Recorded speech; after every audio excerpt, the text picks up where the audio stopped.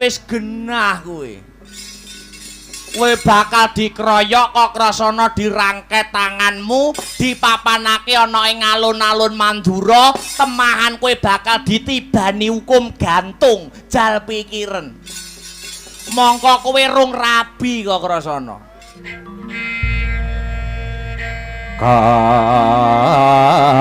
Kasiliring samirana mrih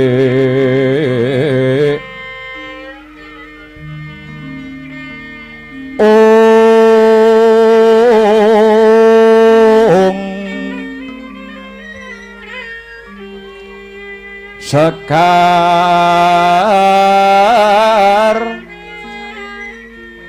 kadung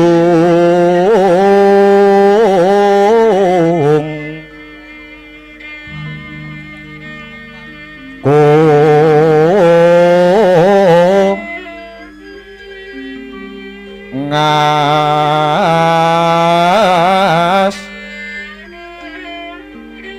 gandanyo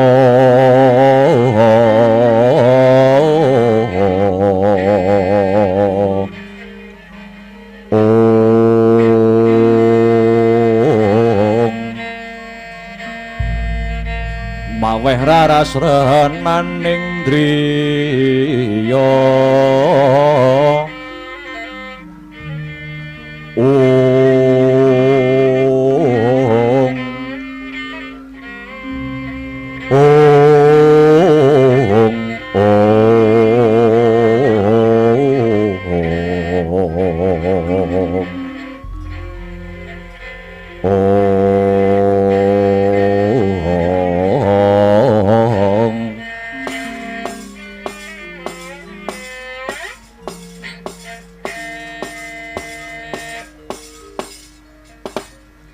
sak rawuh paduka wonten ing Widara Kandhang sagopa ngaturaken sembah pangabekti minangka tandha pengaji-aji mawan tuwan-tuwa kunjuk ngarsanipun priyayi agung saking Praja Mandura Raden Arya Prabu. Jagat Dewa Bathara ya jagat Pramudita ya ki Demang Sagopa wis ndak tampa gawe bombong ing rasa ora liwat pangestuku mara gage tampanana ki Demang Sagopa. Inggih Gorawalan anggen kula pundi paring pangestu paduka kula tampi tangan kula kalih mugi andadosaken jimating gesang kula. Bingah raos sing manah prasasat kajugrukan Wukir Sari kablabaran Samudra Madu. Ing atasipun Widara Kandhang ingkang namung mekaten kawontenanipun parandene kerawuhan priyayi agung saking Mandura nuwun inggih sinuwun Raden Arya Prabu. Kula ngaturaken panuwun nggih sinuwun. Lajeng mbok menawi wonten perkawis ingkang wigati bebasan nyidam rujak ing Cempaluk cumengklungen daya-daya Sagopa kepingin weruh jati ning jati ngene ya ki keroyo-royo nganti aku tekan Widara Kandhang kene ki merga mituhu dawuh pangandikane Kaka Prabu ing Mandura ya kuwi Kaka Prabu Basudewa. Aku Raden Arya Prabu kinenak yenake kepriye kabar, kepriye pawartane, kepriye kabare para putra-putra Mandura, becik Kakrasana, becik Narayana kang sarta si Bratajaya.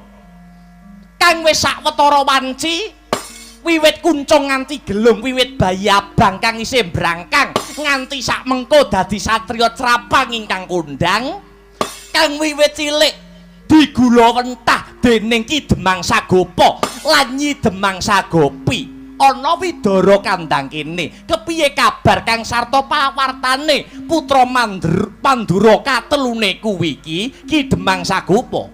Inggih kula tak matur menawi anak kula Kakrasana menika nyat leres-leres sanget gawe marem atine tiyang sepuh. Nadyan Kakrasana punika kula ingkang gula wentah wonten ing Widara Kandang mriki ning Gandeng menika sejatine Kakrasana tedhak turune Nalendra Agung mila hambeke mila watake satriya lan kanalendran punika tetep nyarira wonten angganipun Kakrasana. Nah, ning duwe watak elek. Kakrasana menika duweni watak cugetan, manggan mara tangan, angger enek wong sing ora jujur, ana wong sing ora prasaja, tan wurunga tiyang kala wau langsung dijotos kaliyan Kakrasana. Niku saestu. Wong ngono, nggih. Hambeke Kakrasana nganti kaya ngono. Inggih kaluhuran kados mekaten. Lah yen sing angka 2 si Narayana, lah nek Narayana niku lare sing boten nate saba griya. Angger kumpul karo Udawa niku kaya tumbu oleh tutup. Rena wengi mesti ngluyur, angger ana brahmana sing pinter mesti disuwitani, ana pandhita sing wegik mesti diguroni. Janjanipun sejatine Narayana niku ngelak ing kawruh, ngelak ing ilmu. Niku wateke Narayana kados mekaten. Lah yen si putri utawa si Bratajaya utawa Lara Ireng kabar pawartane kepiye Ki Demang Sagopa. Lah nek si Bratajaya menika dasare nggih wong wadon, dasare nggih tiyang setri. Rinten pantaraning dalu tansah wonten ing griya. Mapan wonten ing pepengkeran wonten ing kademangan Widara Kandang mriki. Leladi olah-olah dedaharan sarta bebantu ibunipun Nyi Demang Sagopi. Anggenipun cecawis dumateng para kulawarga. Cekak cukupipun Raden. Cekak cukupipun lare 3 kala wau dados sedaya Raden Arya Prabu. Ulang-langing driya mangu mangun gong kanduan rimang lirlena tanpa kanin lirlena tanpa kanin lirlena tanpa kanin yen tantu luso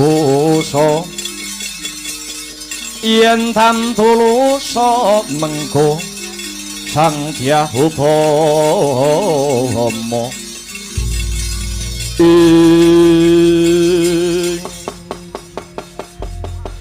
Toblas aku rumangsa bombong, aku rumangsa marem bareng keprungu ceritamu saya bareng krungu kabare si Kakrasana mula kang mangkono ki Pruhanira besok sak surute Koko Prabu ing Mandura, Koko Prabu Basudewa ingkang bakal sinengkakake aluhur dadi pengayom ana Praja Mandura ora ana liya kejaba si Kakrasana.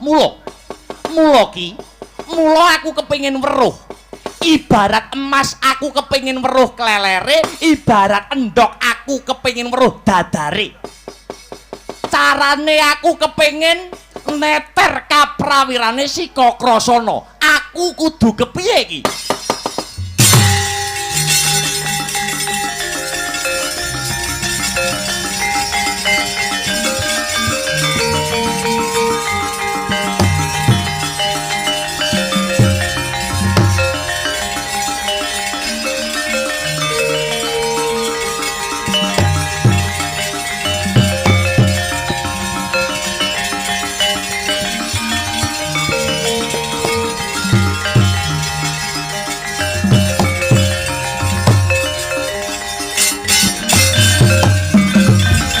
Agyatare sangga pirang urinangkul kinempit kempit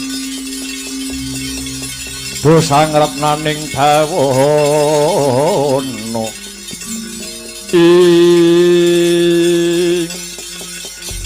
nuwun sewu menapa mboten lepat anggenipun kula mirengaken mbok menawi paduka badhe ndadar dhateng kasantosaning anak kula pun Kakrasana.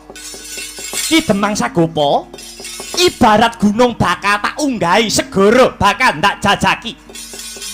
Ya kanthi cara mangkono aku bisa ngukur marang kasantosaning lair kang sarta batin si Kakrasana. Merga calone bakal didadekake ratu wana negara Mandura. Yen mekaten Sagopa namung badhe tut uri. Watonipun nyuwun sewu. Paduka saged gawe geger, paduka saged gawe gendra.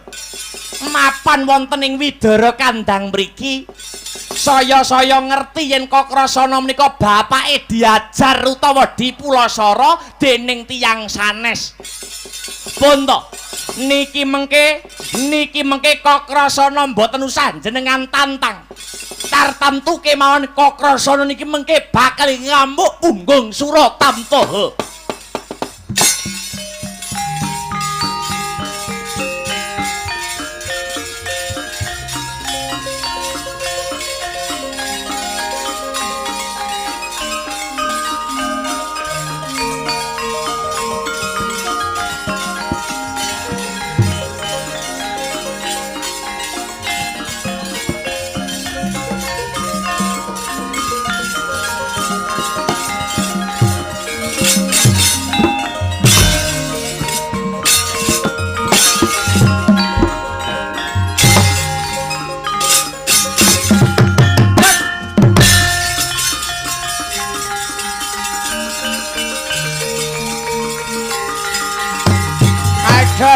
Mati aku. Wah! Wah! Wah! Wah! Wah! Wah! Wah! Wah!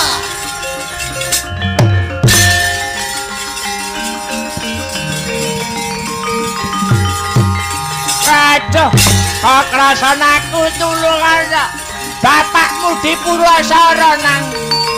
Ayo sambato. Aduh Kakrasana tulung ana. Wah. Wah.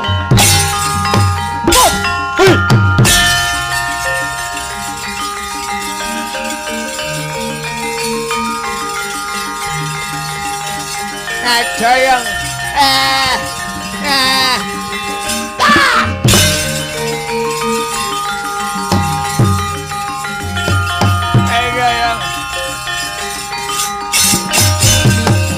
Aduh Kakrasana, aku tulungono bapakmu diajar wani, bapakmu dipolo ganteng. Ayo sambato kowe. Yang satelek, wong gerang ora kena ginawe becik, wong gerang wong tuwa ora kena dieman. Ing atase kowe wong desa, wong gedibal 17. Ewadene ora gelem masuk bulu bekti, ora gelem masuk pajek marang negara. Ayo. Ing dina iki ing Ripalungguhan iki tangane Harya Prabu kang bakal nguntapke nyawane Sagopa. Aduh mati aku.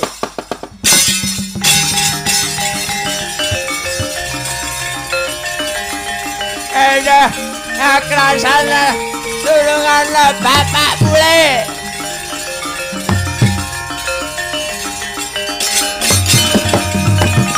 Kowe ladalah biang satelek. Kakrasana anakku lanang kowe.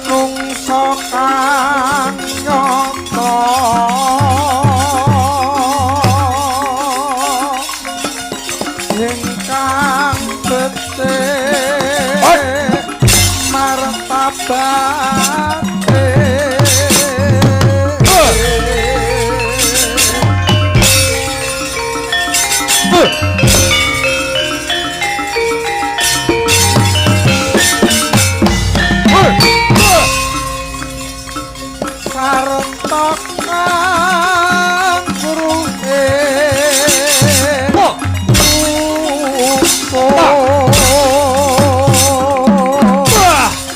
kang ibadah lan kang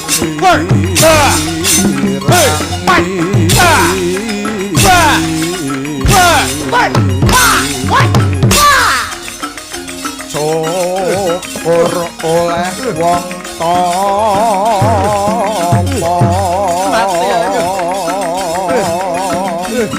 ingkang bosta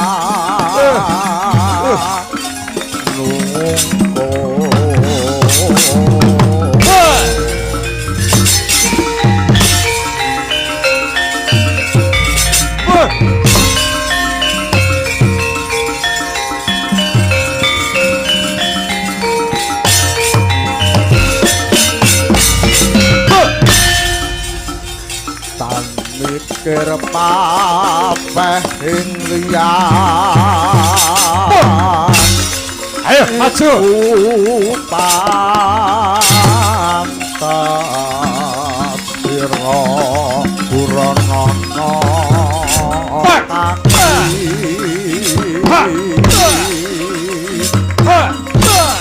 saratane sapru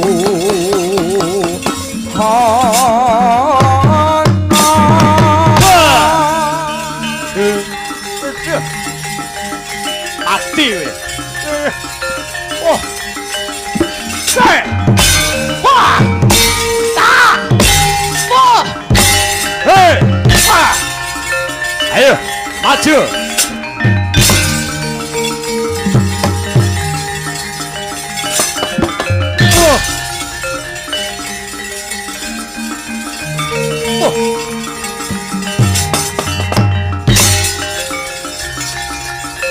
wis, kakrasana wis.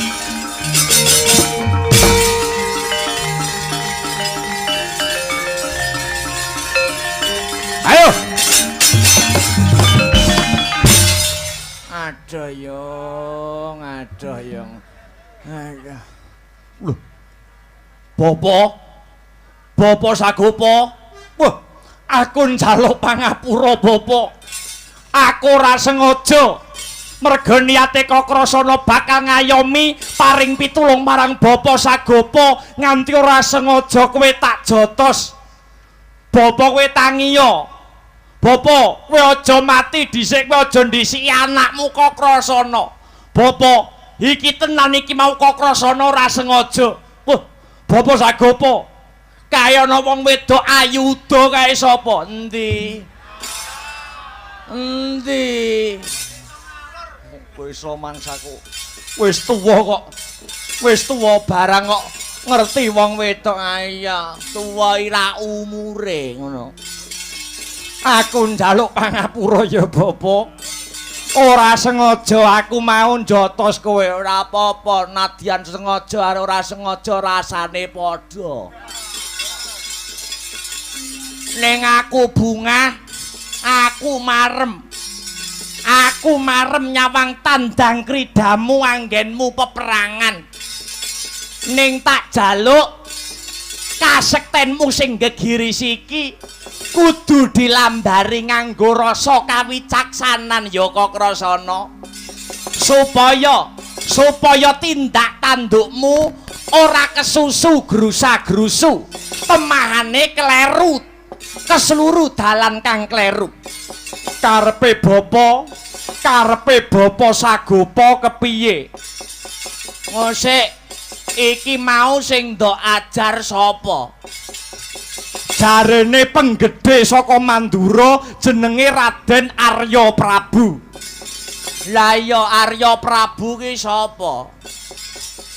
Arya Prabu ki kadang anome Ratu Mandura Prabu Basudewa. Iki mengko mesti glandang carang tekan pucuk, kriwikan dadi grojokan, gojekan dadi tangisan. Rawe-rawe bakal tak rantas, malang-malang bakal tak putung bobo. Menengo sik lambemu nek dikandhani wong tuwek. Lah iki mengko Arya Prabu laporan. Sedulur tuwane ya kuwi Prabu Basudewa. Wekasan Prabu Basudewa perintah prajurit Mandura sing cacahe won kon ngepung Widara Kandang. Jal iki mengko nasibmu piye kok rasana?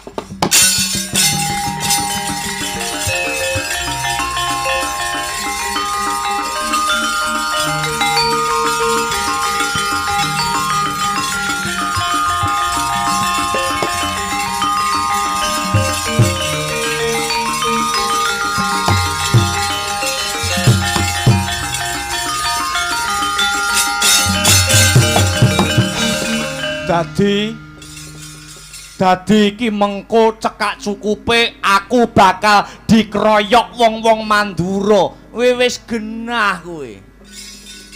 Kowe bakal dikeroyok kok rasana dirangket tanganmu, dipapanake ana ing alun-alun Mandura, temahan kowe bakal ditibani hukum gantung, jal pikiren. Mongko kowe rung rabi kok rasana. Kowe rong rabi kok mati, rugi no uripmu. Njur aku kudu kepiye, Bapa? Kowe gelem manut karo aku apa ora? Iya aku manut Bapa Sagopa. Nah, yen kowe manut karo bapakmu kowe bakal slamet. Kowe munggah gunung sing papane ana sak mburine. Kademangan Widara Kandang kuwi jenenge Gunung Jaladara. Gunung Jaladara lho ya, dudu Gunung Kemukus. Aku ning kono kon ngopo? Lho, ndelika ana kono ki ndelika. Ngiras-ngirus nindake semedi malah diening nyedake rasa marang purbaning Gusti Kang Maha Nasa. Ya, yen pancen mengkono aku tak njaluk pamit karo Bapak Sagopa, uga aku bakal njaluk pamit karo Ibu Sagopi. Dina iki uga kok rasana tak munggah ana Gunung Jaladara. Sisan gawe aku tak sangu tak mbontot ora ketang, sak wadah rong wadah aku tak sangu sega saka Kademangan Widara Kandang kene. Lho, kowe aja nggawa panganan. Lho, aku ora entuk mangan, ora entuk ndelik kok mangan iki piye? Kowe engko nek mangan lambemu tan wurunga kecap-kecapmu krungu karo prajurit negara Mandura. Kowe kecekel prajurit Mandura, digawa ning alun-alun kowe bakal dihukum gantung. Ora kujur nasibmu. Mangan ora entuk mangan. Wong ndelik kok mangan. Yen ngono aku bakale nggawa banyu sing bening, tanggo sangu ngombe angkonku dedelikan ana ing Gunung Jaladara ya Bapak. Lho, ndelik kok nggawa ngombe iki piye? Hah? Kowe ora mangan kok nggawa ngombe. Iki mengko mesti kowe iki glegeken. Nek mu glegeken dirungokne karo prajurit saka negara Mandura, kowe konangan, kowe kecekel, digawa ning alun-alun, kowe dihukum gantung, ora apes uripmu. Mangan ora entuk, ngombe ora entuk. Rokok piye, Po? Rokok entuk apa ora? Kowe iki piye to? Kowe iki wong ndelik kok nggawa rokok. Kowe nek ngerokok kelukmu kedal-kedul.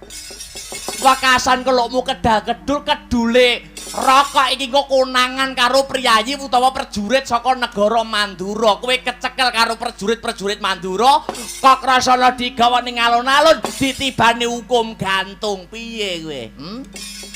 Mangan ora entuk, ngombe ya ora entuk, ngrokok ya ora entuk. Nek ngono aku tak ndelik ana ing Gunung Jaladara tak turu sak kayangku. Wong ndelik kok turu nganggo pikiran apa ora kowe? Kowe iki nek turu ora wurunga kok krasana mesti ngorok ngono. Ngorokmu umum, ngorokmu wong ning bis ganggu rombongan. Kowe nek ngorok konangan karo prajurit-prajurit Mandura, kok rasane digelandang wani, digawa ning alun-alun Mandura tibane hukum gantung. Kowe piye? Apes kojur uripmu. Mangan ora entuk, ngombe ora entuk, ngrokok ora entuk, turu ya ora entuk. Ora entuk mangan, ora entuk. Kowe ora entuk ngombe, ora entuk mangan, ora entuk turu, ora entuk ngrokok. Niyatana tirakat, niyatana prihatin. Nyiksa raga mamulya jiwa kowe ora entuk apa-apa, entukmu sambat Gusti. Sambat Gusti kang murbeng dumadi nyiksa raga mamulya jiwa supaya uripe Kakrasana tansah kinayoman Gusti kang murbeng dumadi. Ngono lho. Wah. Wah. Wah.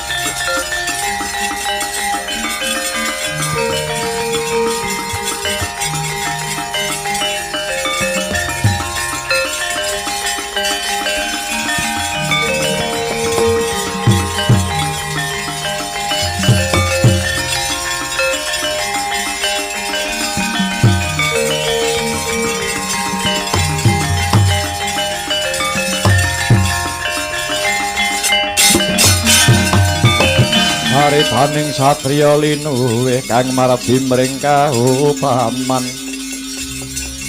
tan pegat mring pangestine Iya apa iya. Yen ngono aku njaluk pamit. Kakrasana bakal munggah ana ing Gunung Jaladara. Muga-muga donga pangestune Bapa Sagopa bisa nyembuh marang kasantosan lahir lan batine anakmu Kakrasana. Pangestuku gumraja kaya banyu seduda. Muga-muga Kakrasana sembada kang jinangka rahayu kang tinemu Basuki kang kaesti. Lan tansah arum-arum sing dadi lakumu Kakrasana.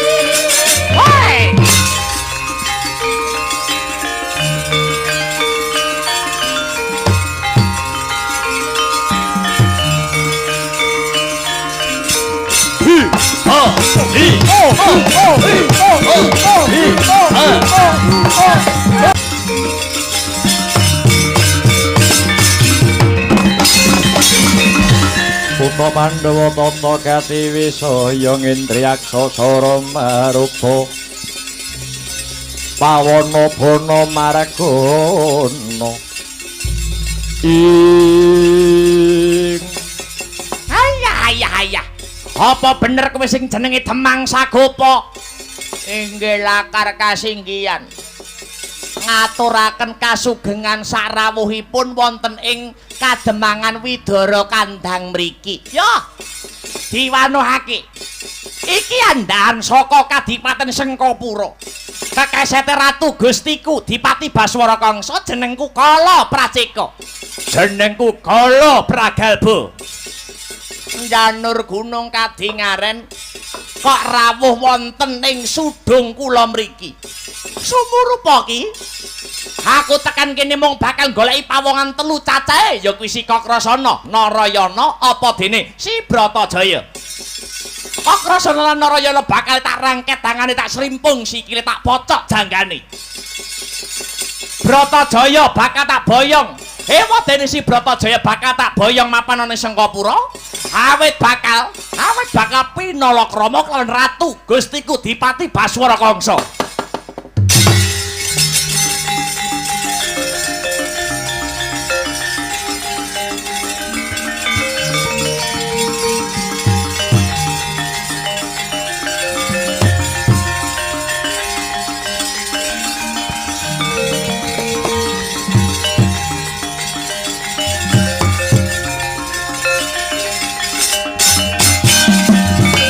Ya jagat Dewa Bathara, ya jagat Pangestungkara nyuwun pangapunten. Kula mboten mangertos. Kula mboten mangertos papan dunungipun tiyang tiga kala wau. Awit kula inggih dereng sumerap kalian tiyang tiga kala wau. Ki Demang kowe aja mangkono. Kabar wis sumebar pawarta wis warata. Kalamun bocah telu kuwi mau mapan ana ing Widara Kandang kene. Janji kowe nutup-nutupi. Janji kowe ngayomi bocah telu kuwi mau. Aja takon dosa. Aja takon dosa Widara Kandang kene bakal tak bumi angus. Kula mboten ngerti. Ajar wae, ajar wae.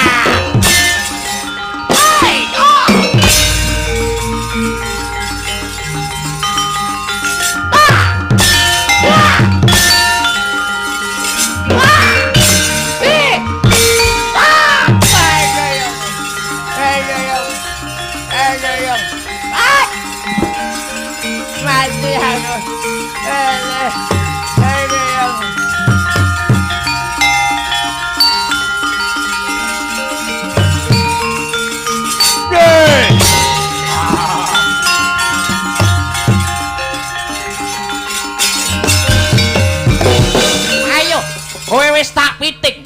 Bangga kowe. Tuduhna. Tuduhna anakmu Kakrasana Narayana lan Bratajaya. Yen kowe ora gelem, kowe kelaken tak pateni. Ayo tuduhna Demang Sagopa. Kowe yen gelem nuduhke slamet sing dadi uripmu.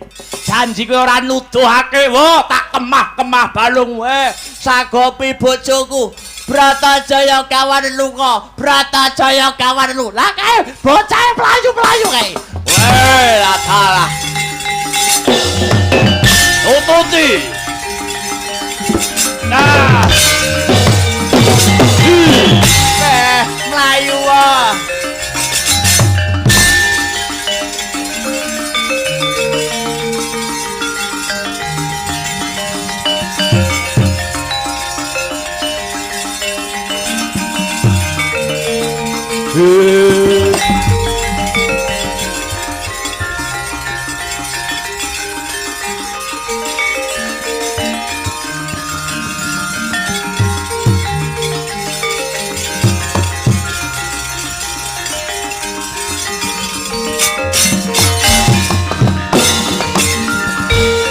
Ayo Bratajaya, sing cepet oleh mlayu, sing rikat anggonmu mlayu dioyak-oyak. Widara Kandang kahanane banget bebayani. Bebasan ki nepung makul binaya mangat. Buta-buta andhane Kangsa Dewa wis tumuju tekan ana ing Widara Kandang. Ayo mlayu Bratajaya.